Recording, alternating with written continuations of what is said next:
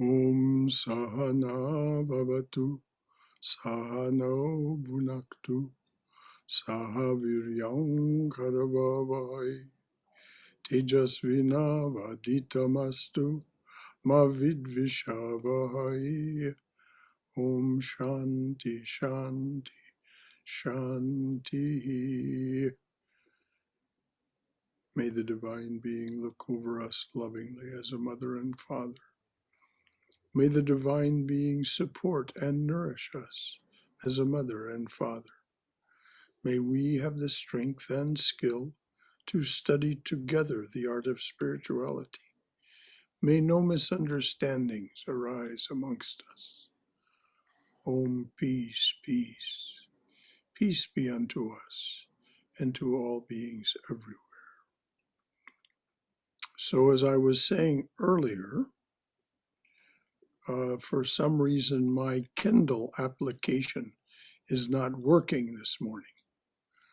So what I've asked is that Cindy read for us, and she'll be patient with me when I interrupt her from time to time to say whatever I think is needful, or to invite comments and questions. So, Cindy, if you would begin, that would be wonderful. Okay. Before I start, if I just got a note from somebody, a chat, if everybody would make sure that they are muted. There we go. Okay. And Shankara, just, stop me anytime. Thank you, dear. Okay, I'm starting with Immanuel Kant at the bottom of Right. 397. Immanuel Kant thought there was the unknown and the knowable. But Shankara and the sages of the Upanishads and the great mystics in every country and every age, though they speak differently, say that it is not unknown and unknowable. It is more than known and knowable. True, as long as there is any demarcation between the knower and the object of knowledge, between the subject and the object, so long it is not possible to know the thing in itself. Technically, we say there are three knots of knowledge: knower, object of knowledge, and the process of knowing. They can be untied. Then consciousness becomes unified. You realize Brahman, one. I am that. Okay, let's just stop there. Untying these three knots of knowing, knower, and the process of knowing means stopping all of the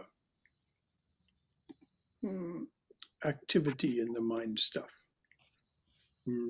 There's a cessation of vibration, which is called vritti, in the mind stuff, when those three knots are untied.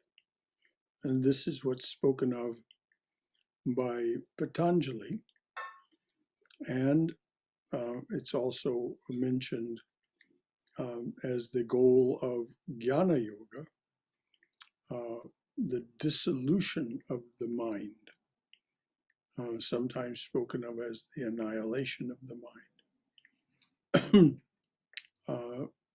which means that there's no longer any vibration in the mind stuff, which is not in your head, it's throughout your body. The Sanskrit word is chitta. And one of the characteristics of going into samadhi is a complete lack of sensation of the body and of the mind. That's true even of savikalpa samadhi, the lower samadhi, but there's still the process of knowing and the knower and the known. But there's only one great thought, one great thought, one great vibration. And that is Savikalpa Samadhi. So this is what the Swami is talking about when he talks about untying the three knots, is the sensation of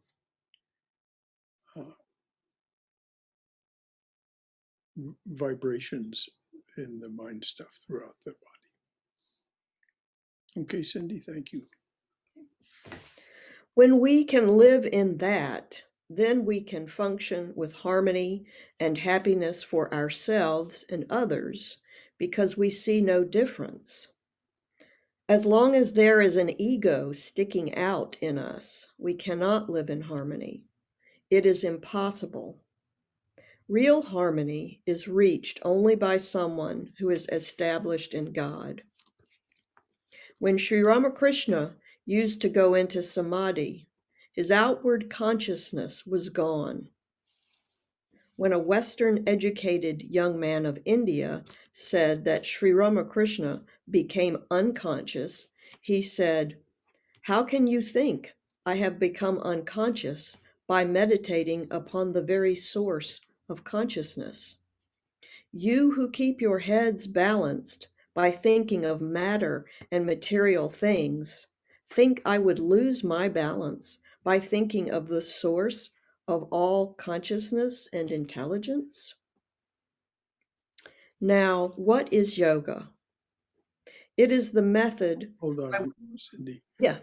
Just that meditating on the source of all consciousness and intelligence, that's that one great thought that I was talking about. That's the lower samadhi.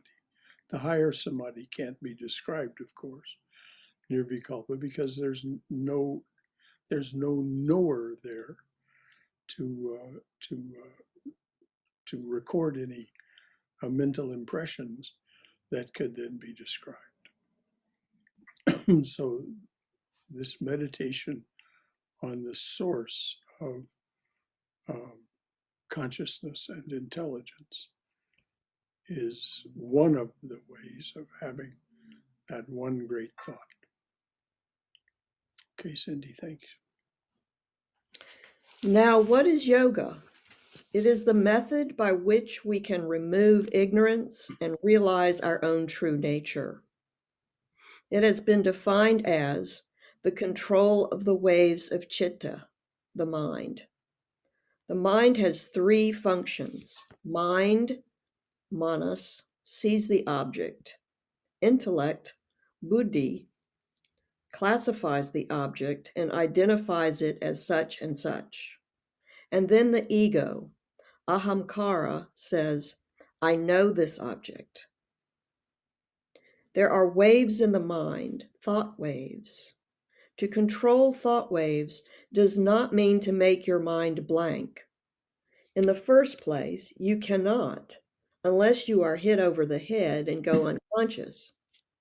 Control of thought waves does not mean a superficial control, nor a momentary control, but a complete overhauling of the mind. As St. Paul said, be ye transformed by the renewing of your mind. There are what we call samskaras, impressions, in the subconscious and unconscious mind, created by previous acts and thoughts. To overcome the thought waves of the mind is to purify the whole mind. That's the end of that. There's a little gap before he goes on. Did you want me to stop or keep going? Well, we now have another definition of purification of the mind. So would you read that again? What it means to purify the mind? There are what we call samskaras, impressions in the subconscious and unconscious, created by previous acts and thoughts. To overcome the thought waves of the mind is to purify the whole mind. So this is untying the three knots, purifying the mind to where these old impressions, which are activated by the touch of the gunas, they may occur, but your awareness is elsewhere, so you don't notice. The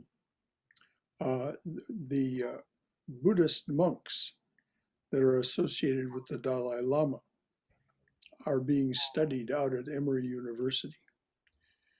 And it's been noted that when they are in the deepest meditation, there is this one great wave that occurs in part of the mind. But in other parts of the mind, there continue to be some activity. The brain we're talking about now.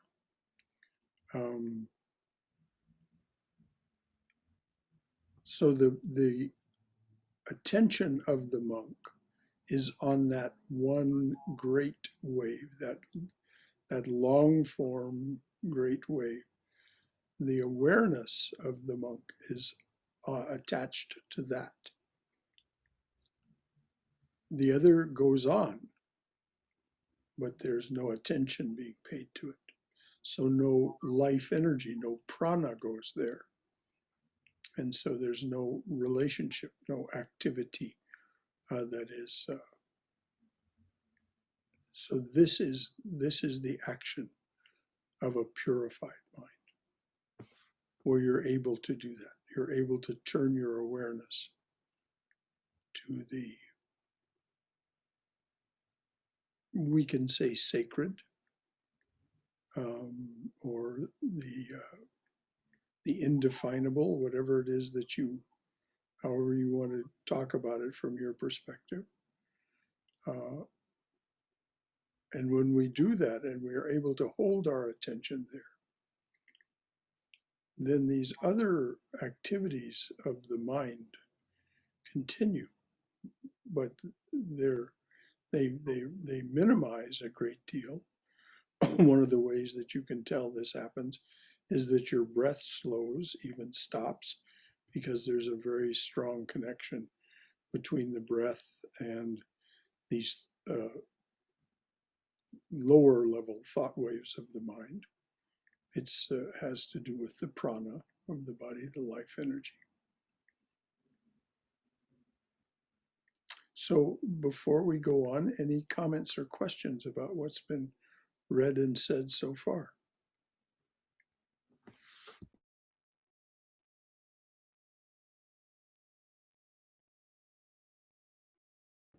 Brother Shankara? Yes, dear. When he's mentioning about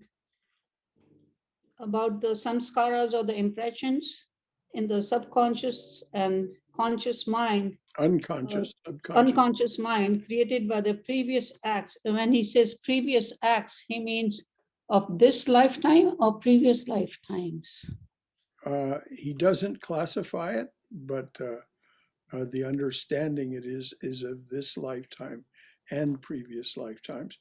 But the Swami didn't assert very often previous lifetimes, because the Western mind, to whom the Swami was mainly speaking in those days, there were not very many Indian members of the congregation, because there were not that many Indian people in the Los Angeles area. The Western mind likes to have proof of something like a past existence. So from the understanding that is brought forward by Sanatana Dharma, by the Upanishads and the Gita and so on, there is such a thing as past lives. Now we largely misunderstand it. We think that our personality has gone from lifetime to lifetime, which is just sheer nonsense. No, it is the mental impressions themselves, along with the buddhi and the causal body, that as the subtle body. It has nothing whatsoever to do with the personality. The personality of this that's sitting here in this chair, when this body is extinguished, there may be some residual activity of this personality. There's evidence in near-death experiences and so on for that. But it doesn't persist. And it certainly doesn't persist into another incarnation. So he means both of those things, but he just didn't say it in so many words. Okay. Could you expand a little bit more on that? You said the breathing stops and starts when Well, it's the it brain waves. and Pardon? what happens is, as you practice contemplation, concentration, and meditation, the number and intensity of your waking awareness, your ordinary awareness, they decrease. They decrease in number, they decrease in intensity. This happens over practice over years, because there is a very intimate connection between those kinds of thoughts and your breathing. This is why we breathe quickly and more shallowly when we get excited, and why we breathe more slowly and deeply when we're relaxed. When you become even more, so to speak, relaxed in prayer, contemplation, concentration, and meditation, the frequency and intensity of your waking awareness thoughts decreases. And so your breathing slows and may, though you aren't aware of it at the time, you become aware of it when you start breathing again. Your breathing stops. It's called kumbhaka. And Sri Ramakrishna, people capable of very deep samadhi, they would appear to be dead. Their breathing would stop. There was no detectable heart rate. There was no detectable pupillary response. Sri Ramakrishna in deep samadhi used to scare Holy Mother. When she lived with him in his room, he would go into that deep samadhi at night, and she didn't know whether he was alive or dead. So he finally moved her out to the Nahabat so that he wouldn't scare her, so that she'd be able to get some sleep. Yes. I was reading somewhere that all the different species, and especially in the old ages, all the sages and rishis, when they were in deep contemplation, there was a chart. They were saying a direct connection between the longevity and the number of breaths per minute. And they were saying in the old days, when they used to live up to be 150 years old, the number of breaths per minute was much lower than today's human beings. That's because the left brain was not as active in those days. The left brain, there was a genetic mutation that happened approximately 50,000 years ago that increased the size of the corpus callosum, the tissue that connects the two hemispheres of the brain, and that has slowly increased in size since then, to the point where now, in most people, the left mind is the predominant mind. Whereas in the age of the rishis, which may have been about 10,000 years ago, there was, and maybe even further back than that, the right mind was predominant. And you can tell that by the way the Upanishads are written. They're written aphoristically and telegraphically. They're not written linearly as in left mind communication. Thank you, Nira. Anything else? Thank you. Yeah. Hey, Brother Shankara, this is Chirag. So Yes. I had an interesting thought on this, and that is, I mean, this mutation and all those things can happen, but would you say that the world that we live in today is just full of way more distractions, which then leads us to have more of that chitta activity? We've created the distractions. We ourselves have created the distractions. The world doesn't create the distractions. The world would be the same if we left it alone, or largely the same. It evolves. But we've created the distractions for ourselves because we like it. We like it. We like to be distracted. And if we don't like it, we can make some choices anyway to eliminate some of the distractions, Yes. have a quieter life. I mean, we do have, some of us, have the, more choice than others. There's always a little bit of that. But yes, Cindy's absolutely right. You can simplify your life. You can avoid these distractions. As a matter of fact, it's much to your betterment if you do. This is part of the process of manana. Does this serve me well? Does this particular thought, activity, distraction deserve my attention? And that strictly depends on your priorities. If your priority is to live an outward directed, nominally happy life full of distractions, then of course you won't want to simplify your life at all. You'll want to add to the distractions, add to their intensity. But if indeed your priority becomes spiritual practice and the achievement of greater deep happiness and freedom, then simplification is in order.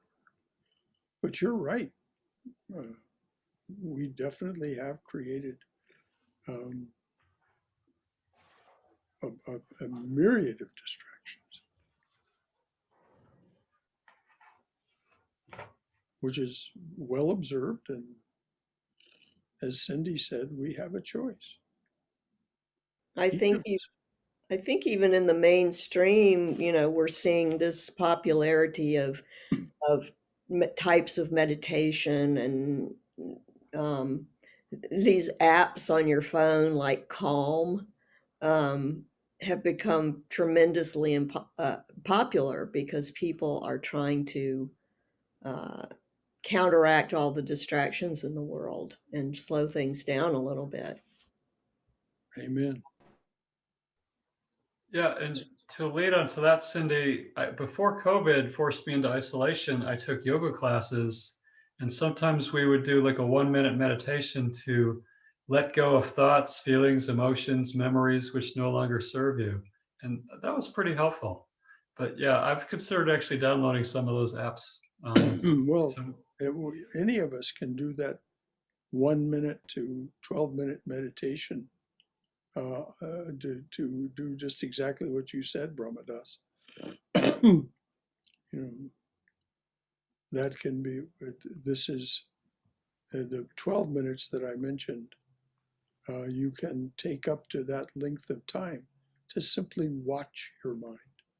Simply watch what arises in your mind and make a discrimination, viveka.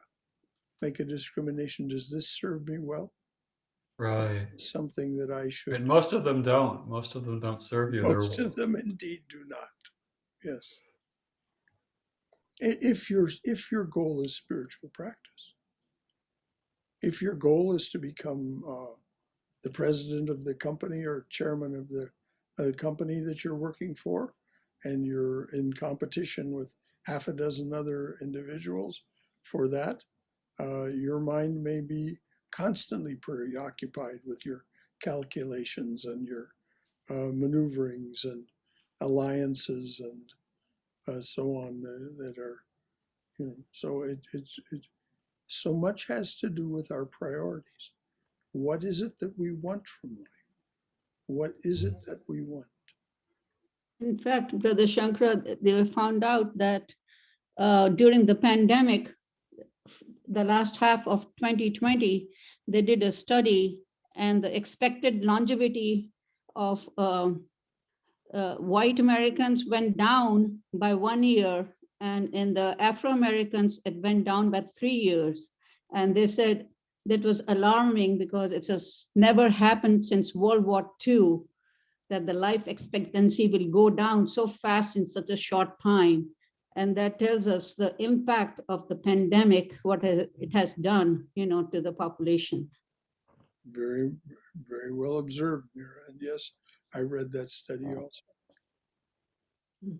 Brother Shankara, Yes, we're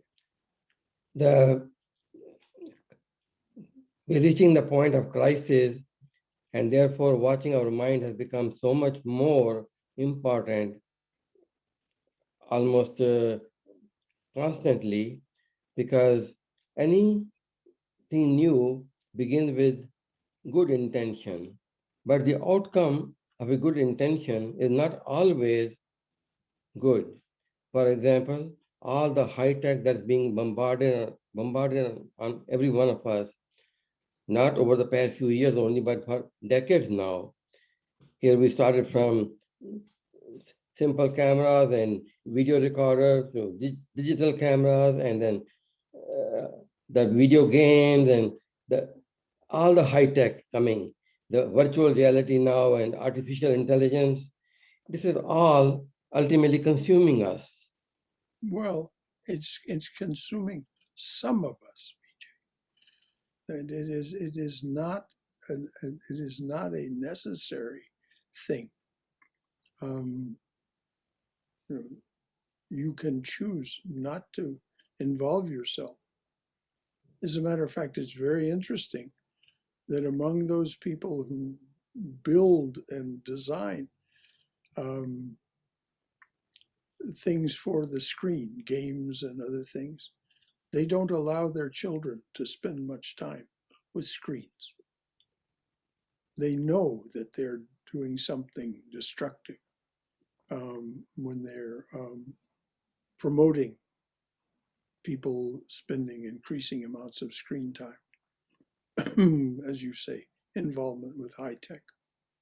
And it's interesting that these people in the high tech industries that design and build these things, it's been discovered that they do not allow their children to spend much time with their screens. Well, that's kind of scary. It's almost like the drug pusher who won't use drugs, or the cigarette seller who won't smoke. Well, They must. Yes, you're absolutely right, Brahmadas. But ultimately, I think it's all about mind control, right? Your willpower.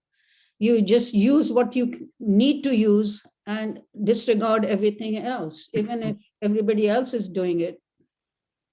Well, this is why the absolute foundation of spiritual practice, no matter how you're practicing, is viveka and vairagya.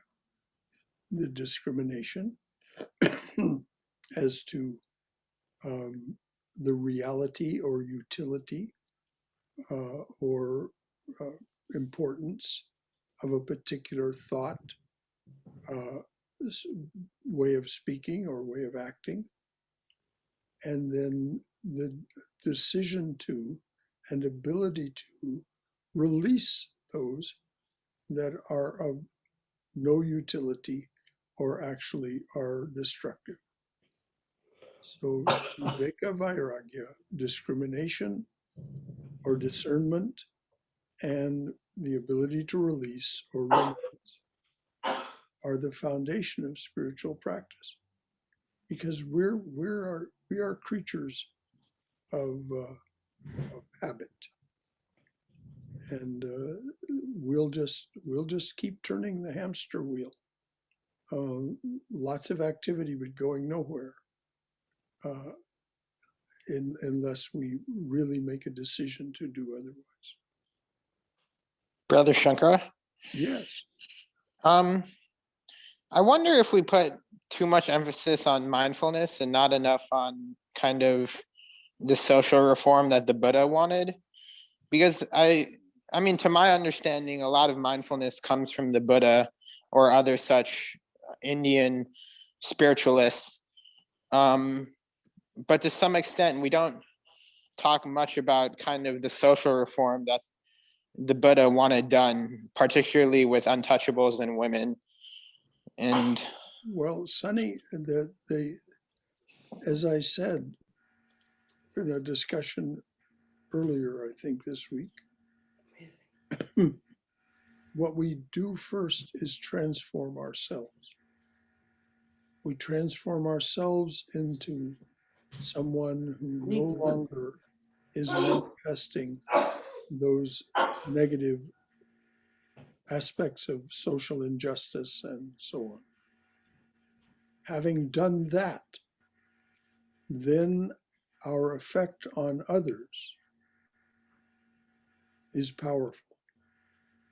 If we put the cart before the horse, if we put the emphasis on social reform before the emphasis on personal transformation, we may have some effect, but it will be diminished by our ego involvement and our combativeness, our competitiveness, our desire to achieve particular results.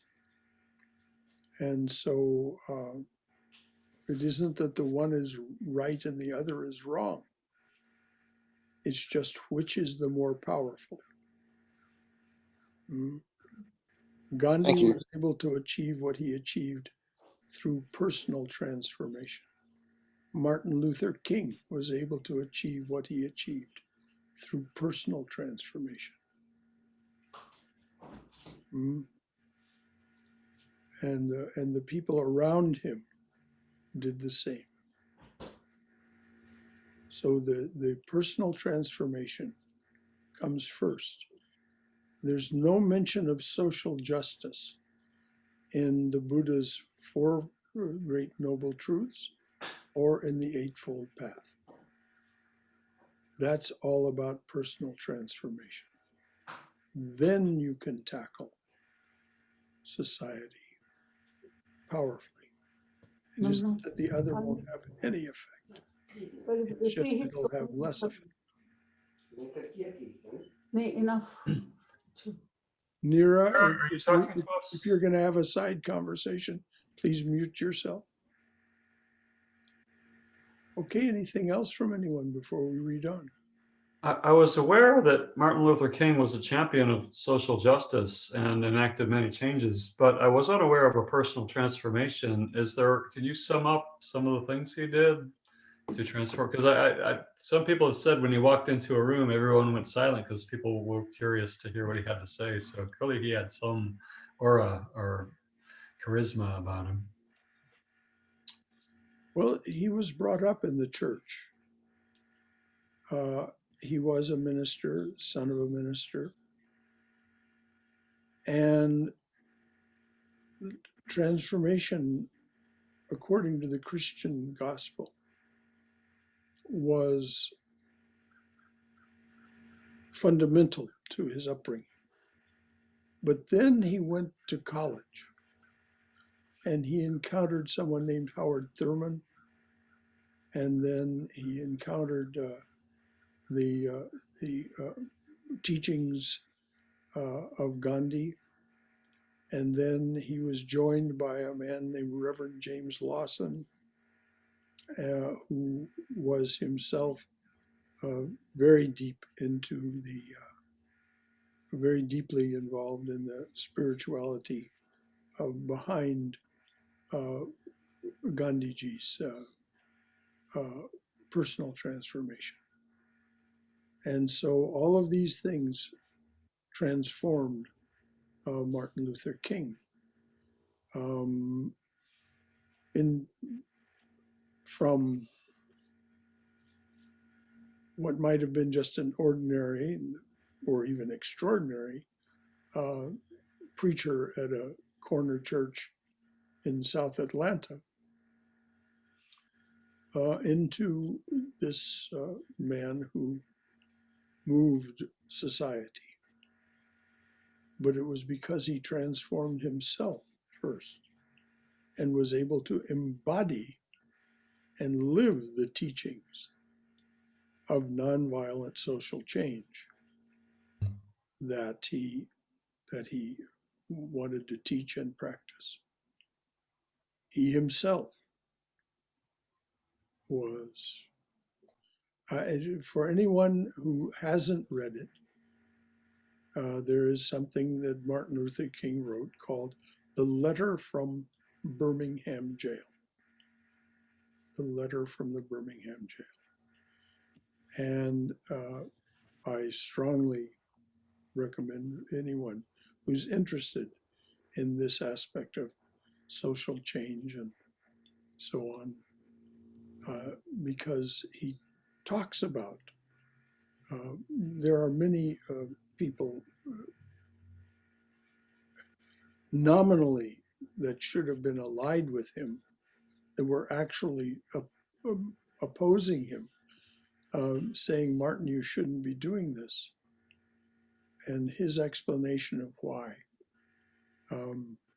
is so beautiful and so on point. Why they should transform themselves into someone who can join him.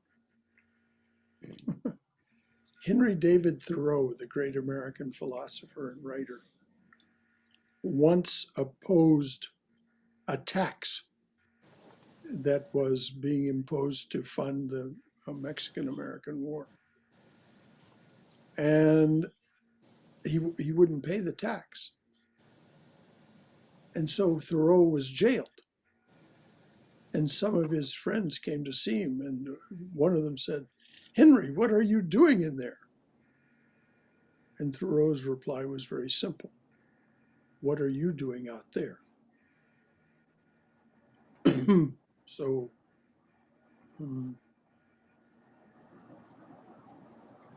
if we want to be involved in the change of the world,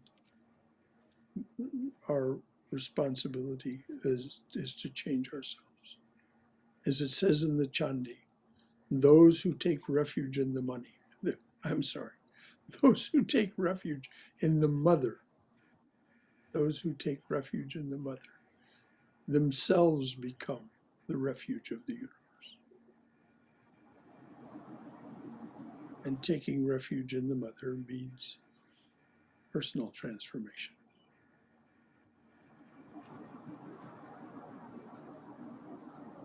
Anything else? This is wonderful.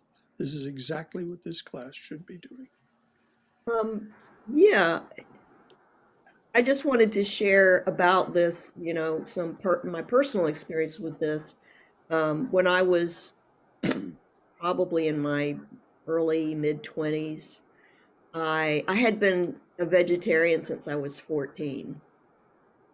But I started really reading about, how, commercially produced and raised animals were treated and all that stuff. And I became a PETA member, and I just, I felt like I had this revelation and this real information, and that I felt like anybody who had this information would see the light about this issue. And I became unpleasantly zealous about it. and but I really believed that it was right, and therefore what I was doing and saying to people was right. And I was getting in arguments with friends and family and strangers. And so fast forward many years, because I'm now in my 60s, somewhere along the line, when I really started doing spiritual practice, over those years, my feelings about that issue um, didn't change at their base, but my feelings about the big picture of how, if I'm going to talk about this to people, how to talk about it and be compassionate with people, um, changed a great deal from when I first, came upon all this in my 20s. And the same for other types of activism or causes that you feel strongly about. I think people who do spiritual practice and do transform themselves first. It's like, how can you go out and clean up the neighborhood if you're not keeping your own side of the street or your own house or yard clean first? It's like you've got to do that yourself first. Amen. I'm done. Brother, Wait, Cindy, did you mention vegetarian advocacy? Yes, she said that in her 20s she was a zealous vegetarian advocate. It's funny because Gandhi was actually an advocate in London for vegetarianism. And I think that, I don't know if that transformed him, but that was a big part of his life when he was younger. Well, if you I'm want, not Gandhi. For me, it didn't change probably one person's opinions, because I was just self-righteous about it, because I wasn't mature enough spiritually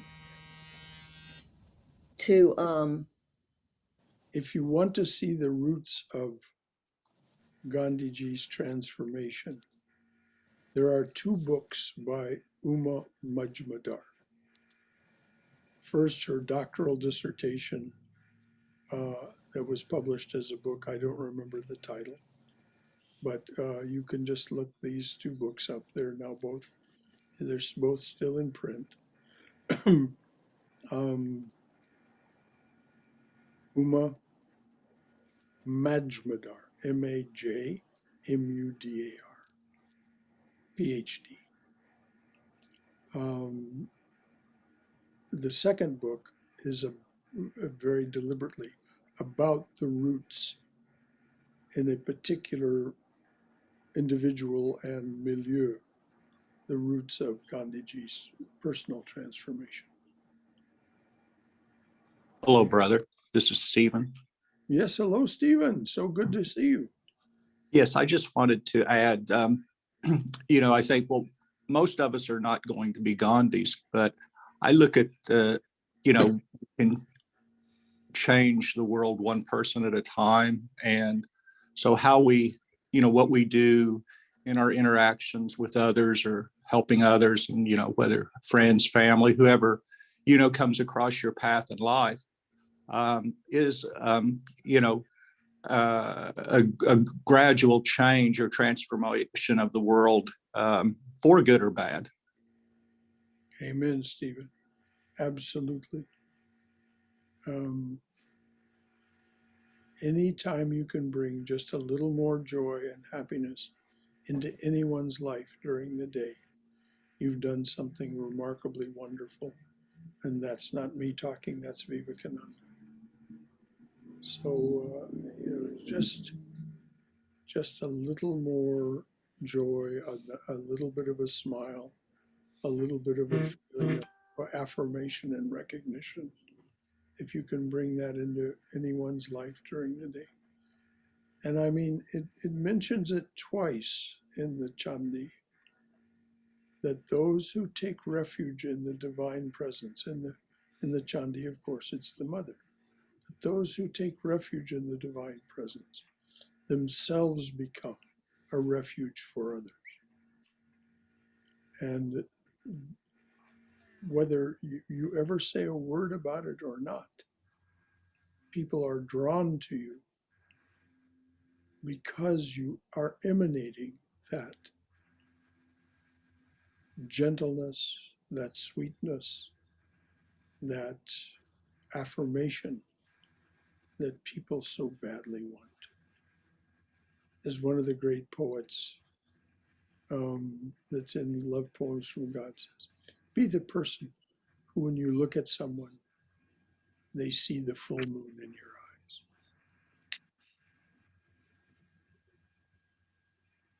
eyes. Anything else?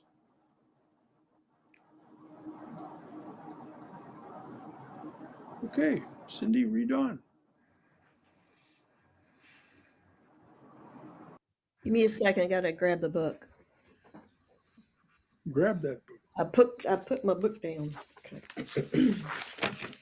Okay.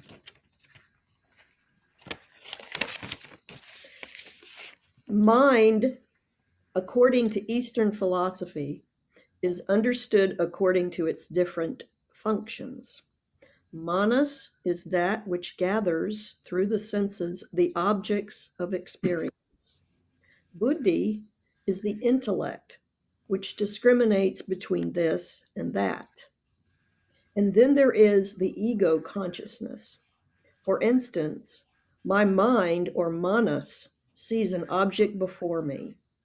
Then my intellect says this object is classified with similar objects but is distinct from them. Then there arises the awareness, I know this.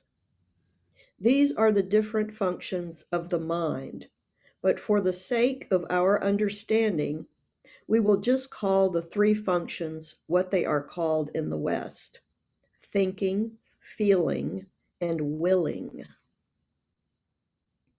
There is a story of a student who approached a great sage as a student and said, Holy Sir, I have studied science, drama, etymology, astronomy, philosophy, and scriptures, but I find no peace. Show me the way to peace. The great teacher pointed out, know thine own self. That's a capital S. If you know the self, you know the whole universe, just as by knowing a piece of gold, you know everything that is made of gold. By knowing that reality, you see how it has become everything.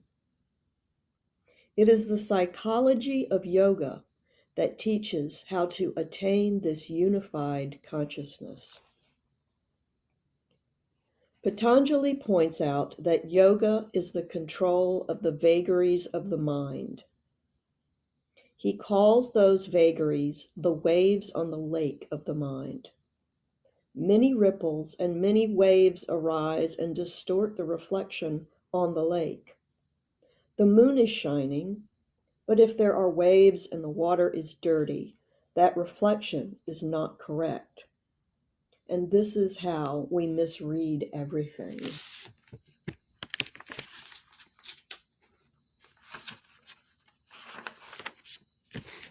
In the Gita, Sri Krishna says, patiently, little by little, a man must free himself of all mental distractions with the aid of the intelligent will.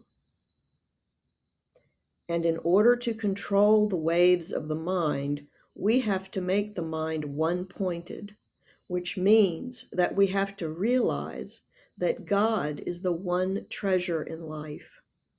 As Jesus said, where your treasure is, there your heart will be also.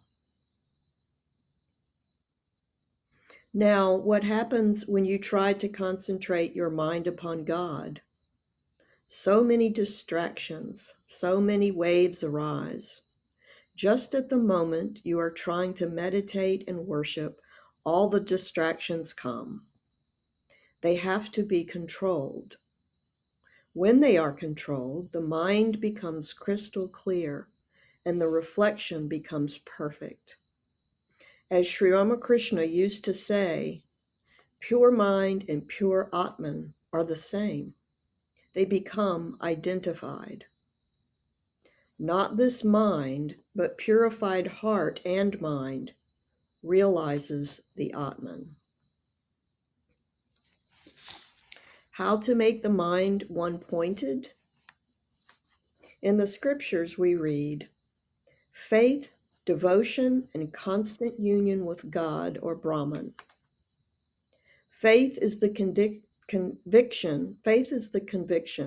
that what the scriptures say is true. And when the Guru says, I have known that reality, he has known the reality. My master added this: you must also have the faith in yourself that others have realized this truth, and it is possible for you to realize it also. Or it is, let me reread it. I misread. You must also have the faith in yourself that others have realized this truth, and it is possible for you also to realize it. Devotion means to have interest in God. Without interest in having that treasure, there will be no striving. It also means there must come a longing for the truth of God, a deep yearning. It comes gradually. If you have even a little desire and you practice, great earnestness and restlessness comes.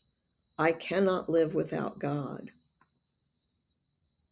Now, that restlessness that he's talking about is not the same kind of restlessness that we feel for the things of the world.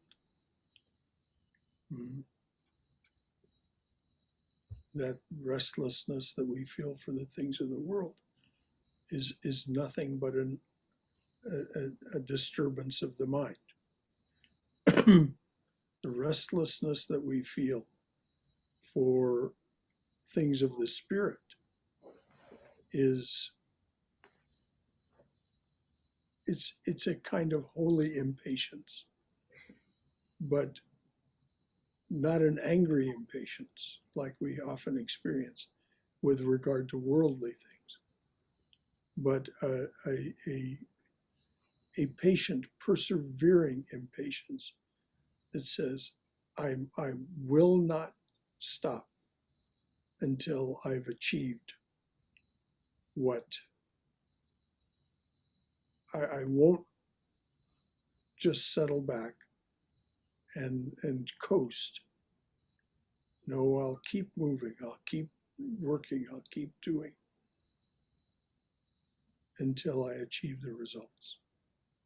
That's the restlessness he means here.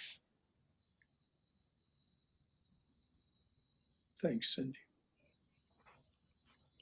Constant union, or what we call meditation, dhyana, did I say that right? Or is it dhyana? Jnana. Mm-hmm. Dhyana is a state to be achieved. The illustration given is oil poured from one vessel to another. There is continuity.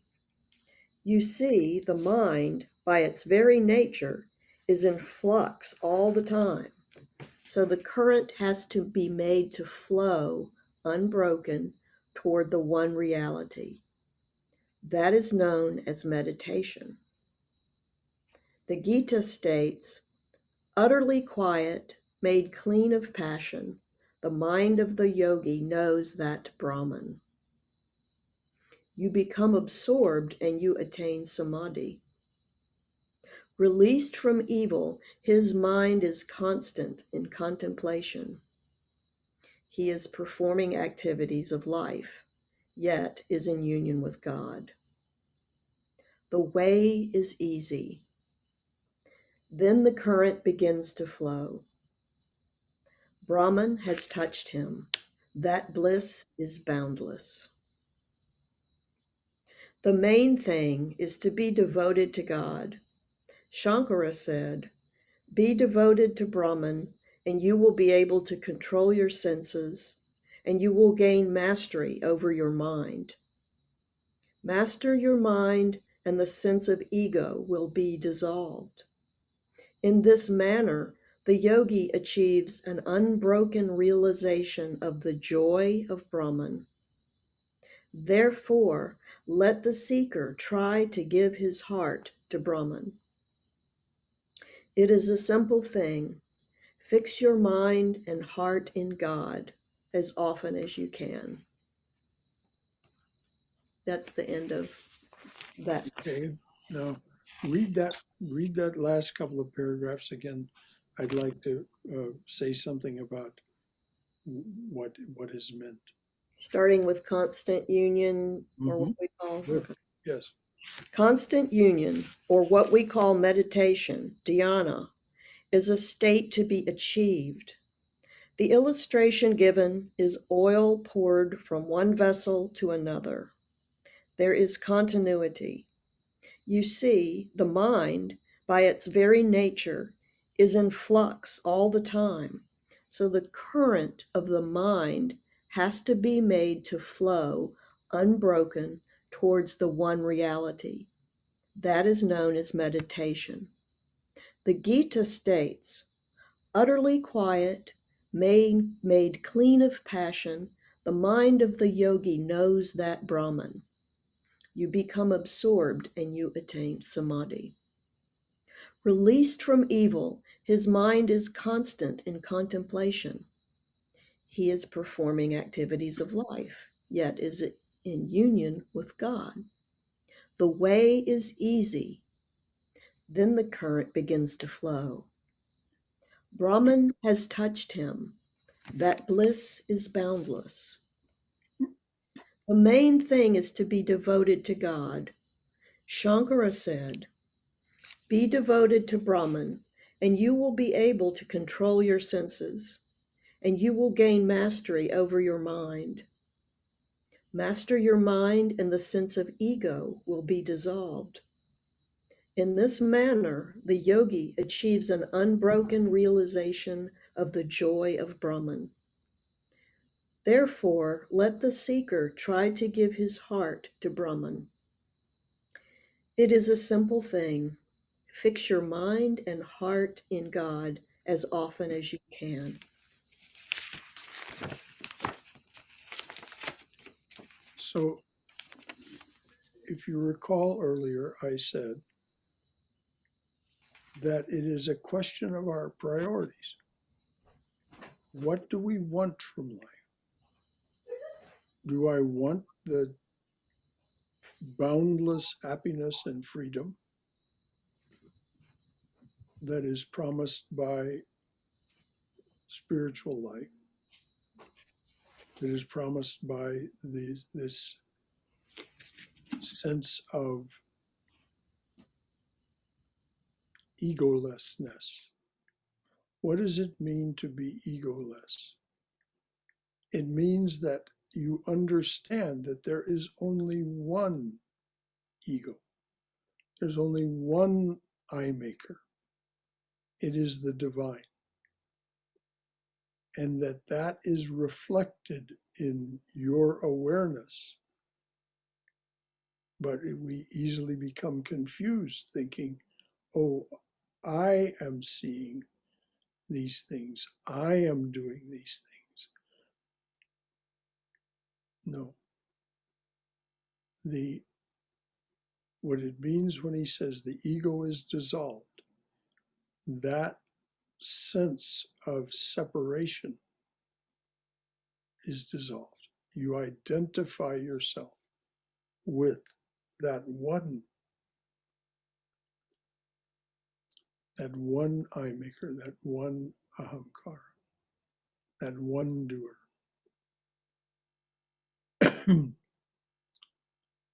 And so then there is no question of who's who and what's what. As Adi Shankaracharya said, be devoted to Brahman.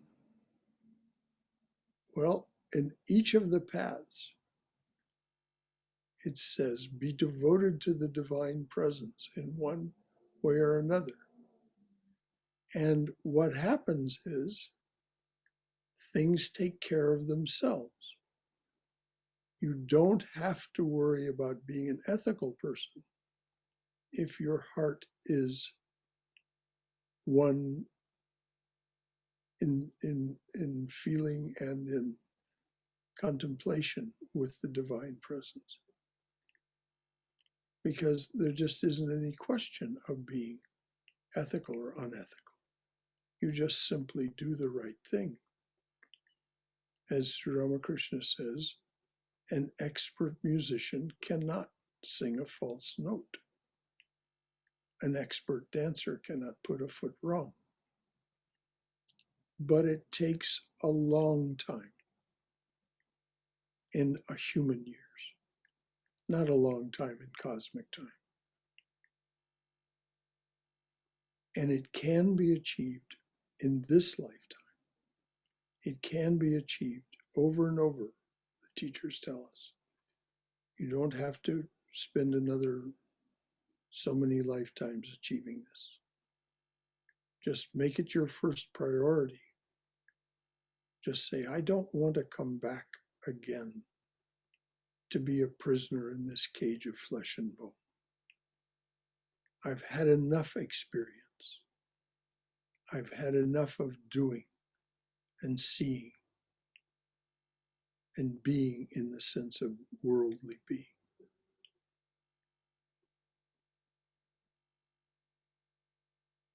And then, as Krishna says in the Gita, turn yourself to me wholeheartedly, with wholehearted devotion, and everything you've ever been is no longer even countenanced. It isn't even looked at. He says, I see no sinner. And then this absolute, but it's the same thing that Adi Shankaracharya was saying, if you're devoted to Brahman, holiness itself shall transform you. So that is what is meant by yoga. Union with that divine presence that spontaneously transforms you. And the word yoga not only means union, it means detachment from all those things that imprison or hinder you.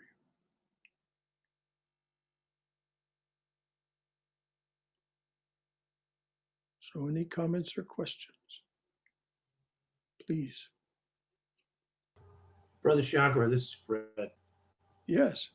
Hi. Hello to everybody. Good morning. Good. Namaste, Fred. Yes.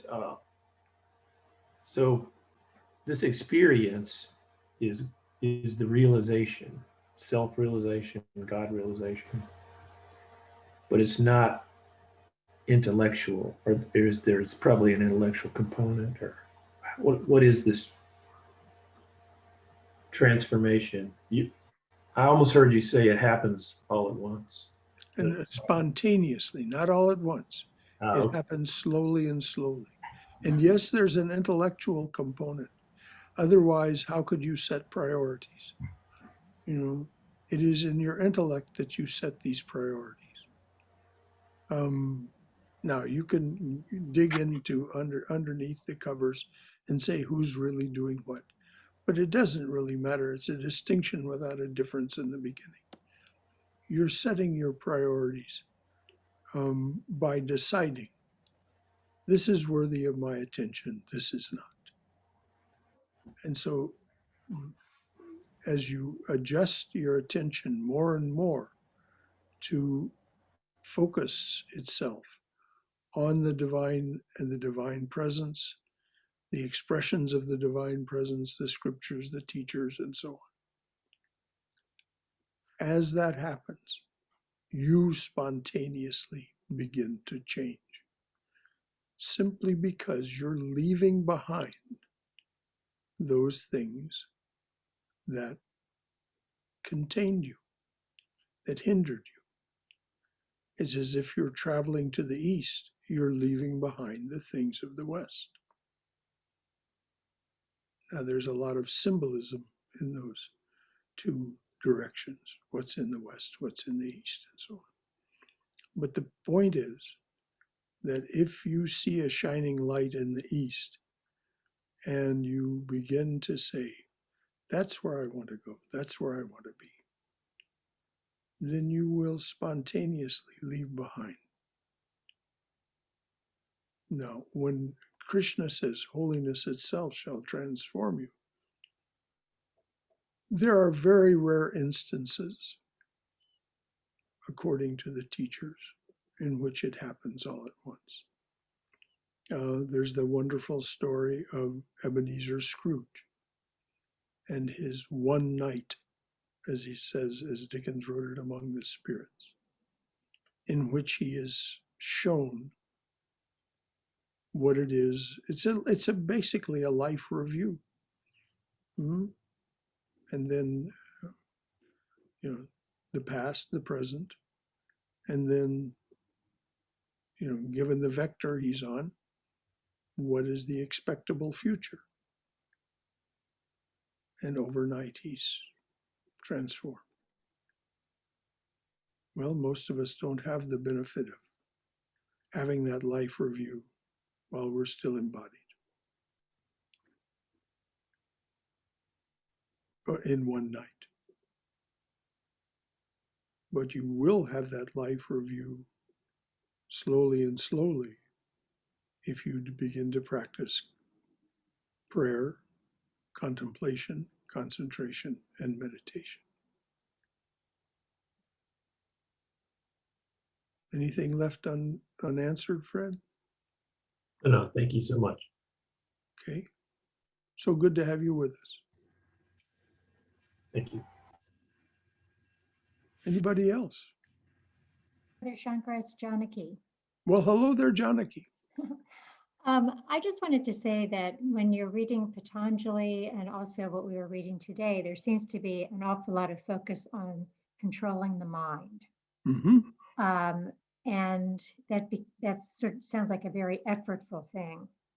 But I think that it's, he also said, I think it really starts with the heart rather than the mind, because our power to control the mind is not really sufficient to do what's been described. And really it's a connection, it's a heart connection where all of this starts. That's what I'm thinking. Yes, indeed. The power comes from the heart, from that part of our being, not from the left mind. Right. The left mind is brought under control. Now, there are various ways of doing it. Yoga, the Patanjali's yoga, is a particular path that it's his workbook, scientific workbook for gaining great control of the mind. It is not necessary. It is simply an option. You can choose the bhakta's path, in which you give yourself over entirely to the divine presence. And the divine presence, if you really marry your heart to the divine presence, as you said, it comes from the heart. If you really marry your heart, and I'm using that word very intentionally, if you marry your heart to the divine presence will transform you and will transform your life. As we'll talk about tomorrow morning, Sri Krishna in chapters 2 and 3, we're going to focus on chapter 3, describes the nature of relative reality and spiritual reality to Arjuna, and says, these are the limitations, you man of action. These are the limitations of relative reality, and this is the lack of limitation that exists in spiritual reality. Which do you prefer? So that's the path of action, or karma yoga. We've been talking a bit about Raja Yoga, or the yoga of psychic control, as Vivekananda styled it, psychic control. You become a very powerful being.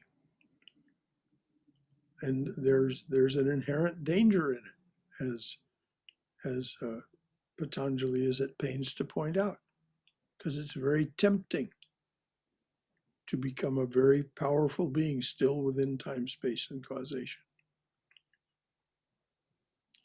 And then there is the path of the jnani. The jnani simply comes to the conclusion, all of this relative reality is nonsense. It's just a kind of prison. It's just a kind of stage show. It's just a kind of mirage. I'm not having any more of it. And so, as was just said, they also marry their awareness to the highest and eliminate from their lives, neti, not this, not that, anything that doesn't meet their standards of the highest. It's a difficult path. It's a difficult path.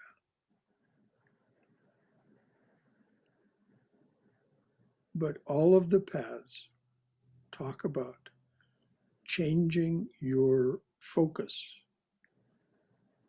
from the relative to something higher and higher and higher until finally your focus is on the highest.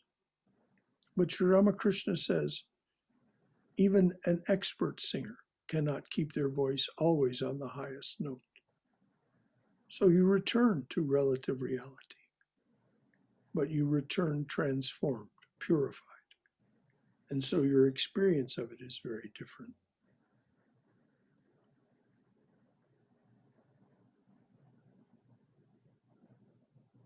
Anything left out, Janaki?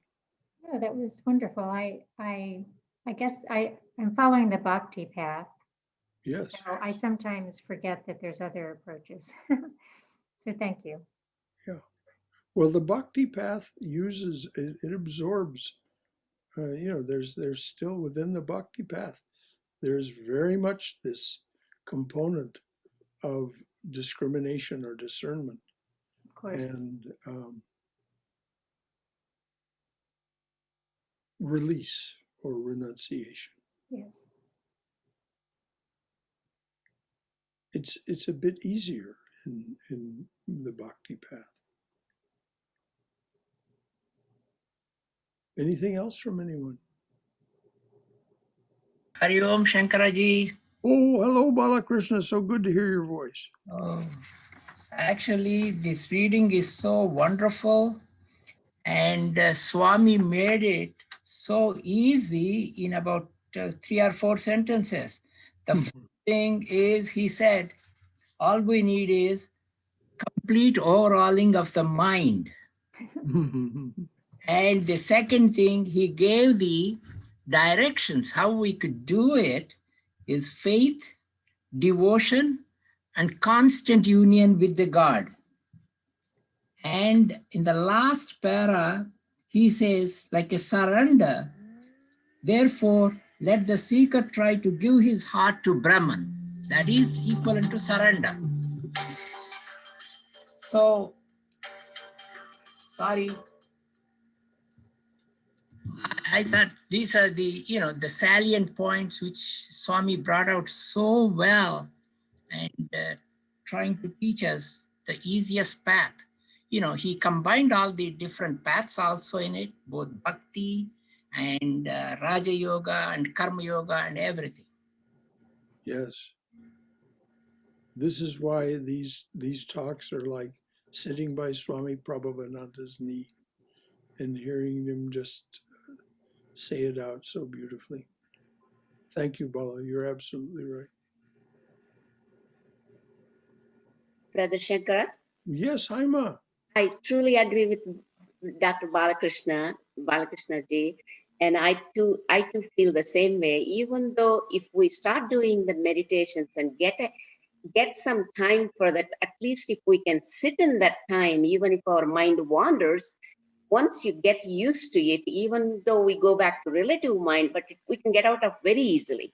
Very easily you can get out of that relative mind that you're talking about. It just becomes, it's an experience. You can't explain to people how you feel inside or how you see the world and yourself. It's knowing thyself.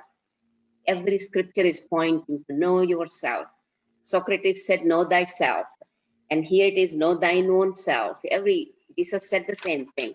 So that is the key. Yes, like Balakrishna ji said, every tool is right there in these 2 pages. Yes. It's really excellent. Yeah, he brought us to what we should be doing. Thank you so much. This is really nice. Well, Thanks to Cindy. thank you to the Swami. And thank you, Cindy, for the lovely reading. Cindy for reading. Thank you, Brother Very, Shankara. very nicely read. Yes. So anything else from anyone?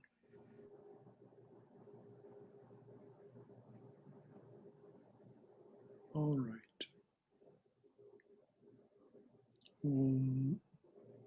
Asato ma satkamaya. Tamaso ma jyotirgamaya. Mrityor ma amritangamaya. Abir moiti. O dearly beloved Lord, lead us from thy relative reality to thy absolute highest reality. Lead us from thy relative reality to the highest absolute reality. Lead us from darkness and ignorance to the brilliance of thy wisdom and love. Lead us from death to immortality. Light us through and through. Light us through and through with thy everlasting shining presence. Om Shanti, Shanti, Shanti. Hari Om Tat Sat. May all that be the highest truth. Jai Shri Guru Maharaj Ji Ki Jai. Durga, Durga, Durga. May you be safe. May you be healthy. May you be cheerful. May you have peace of mind. And may you go forward in the Divine Mother's loving and protective embrace. So, until tomorrow morning, for those of you who wish to join us. Just so you'll know, Swami Yogishinanda's cremation service was held yesterday. And you just go on the Vedanta Society of Southern California's YouTube channel, which you can easily find. And you can watch that. They live streamed it at the time, and it's recorded. So if you wish to watch Swami Yogishinanda's cremation service, he left the body last Saturday, a week ago today, at about this time, California time. It was 10:25 in the morning, 1:25 our time. So that's when he left the body, and his cremation service was held yesterday. And you can, if you wish, watch it and hear what was said about that wonderful Swami who founded this center. I just posted the link to that video in the chat. Well, bless your sweetheart. Bless your ever-loving sweetheart. Okay, anybody who wants to watch the service, there's the link. And right now, what I'm going to do is I'm going to sign off until tomorrow morning. And by this time, probably tomorrow, will have my Kindle fixed. I don't know why the Kindle wasn't there, but it worked out well because Cindy read so beautifully. And it was easy to just break in and say what at least seemed to be necessary to say at the time. Thank you all. Thank Until you. next time. Thank you, Brother Shankara. Thank you, everybody. Thank you. Thank brother. you, everybody.